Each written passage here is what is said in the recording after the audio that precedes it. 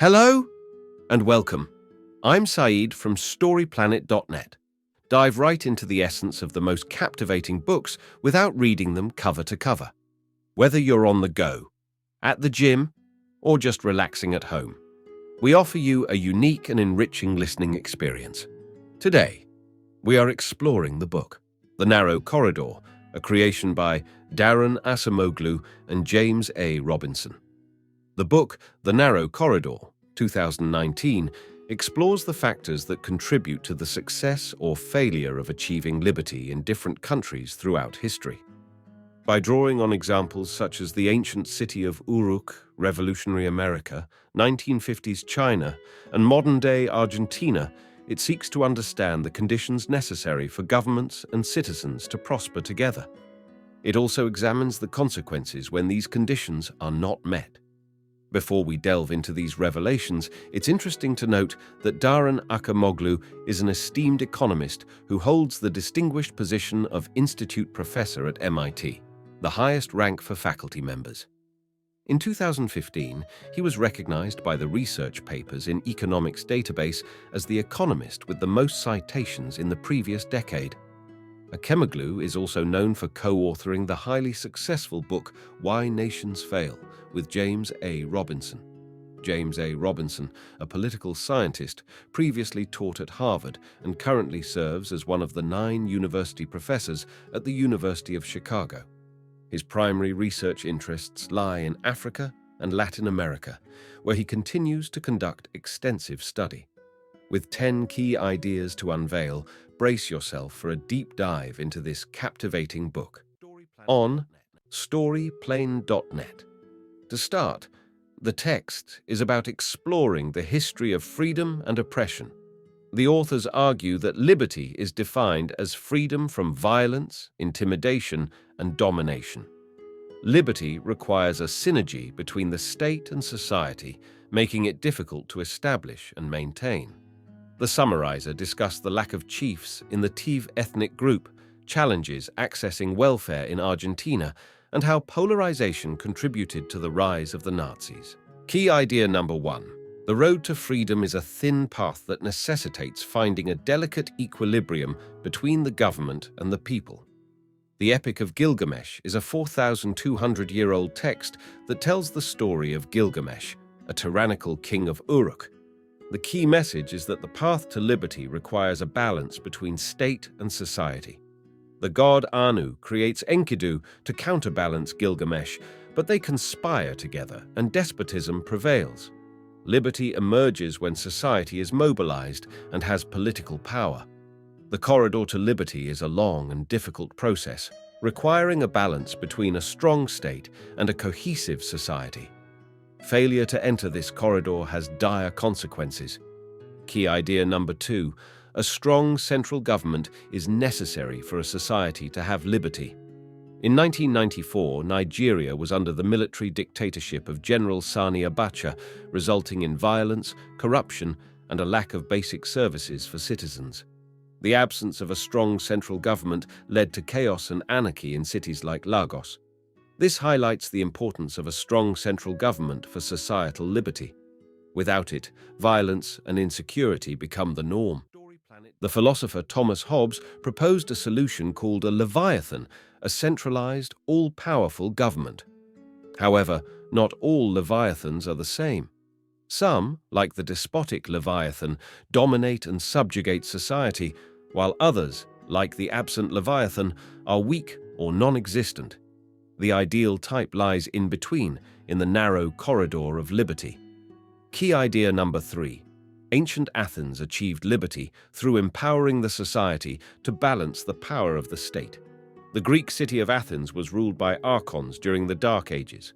There were power struggles among the elite families, leading to the need for conflict resolution. Solon, a trader and military commander, became archon and implemented reforms.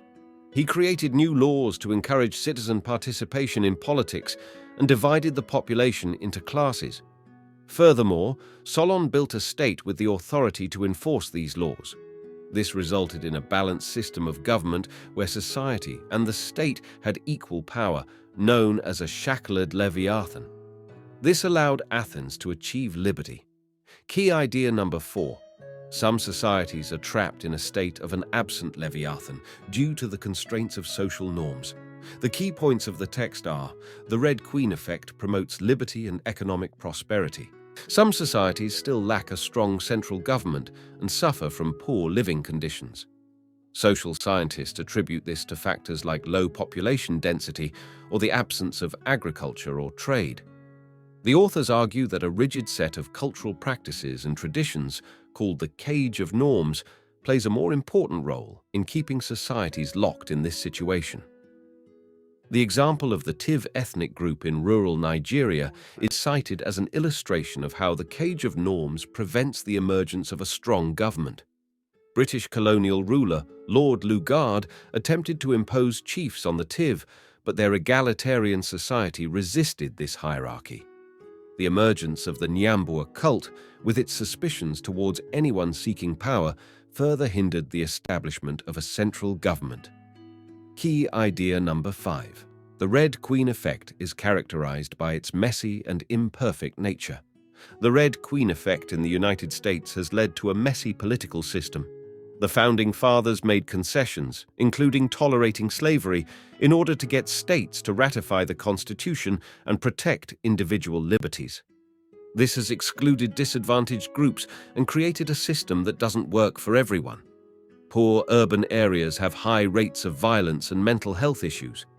The heavy constraints on the central state mean it relies on public-private partnerships for services, but this often leaves certain parts of society without coverage or provisions. Key idea number 6. A despotic Leviathan allows for economic growth but limits personal freedom. Thomas Hobbes theorized about a state of war where citizens fought against each other. However, history shows that governments can also instigate war. Under Mao Zedong's leadership, China experienced a despotic Leviathan, with the state systematizing violence to achieve the Communist Party's goals. Economic growth can occur under a despotic Leviathan, but not liberty. China's re-education through labor system exemplified this, subjecting prisoners to torture.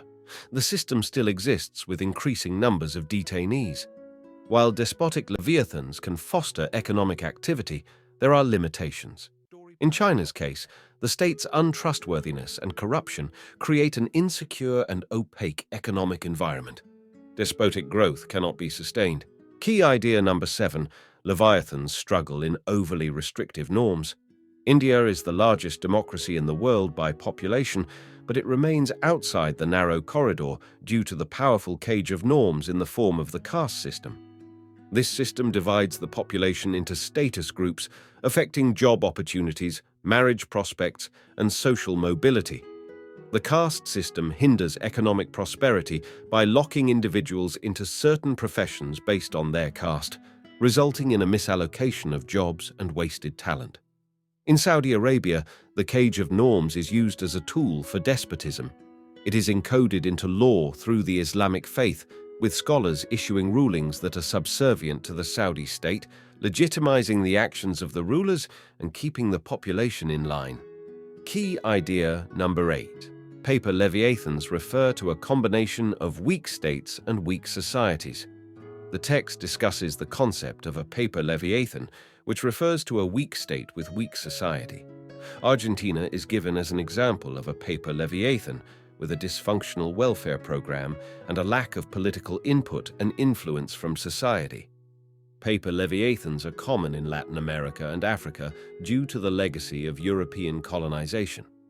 These governments are controlled by elites who appoint unqualified individuals, while society has little power to check the state.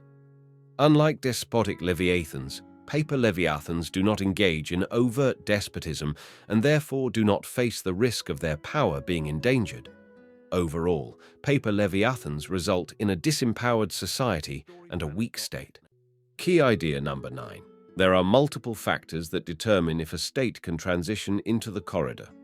The text discusses how South Africa was able to transition from an oppressive regime to a democracy by forming coalitions against anti-black elites.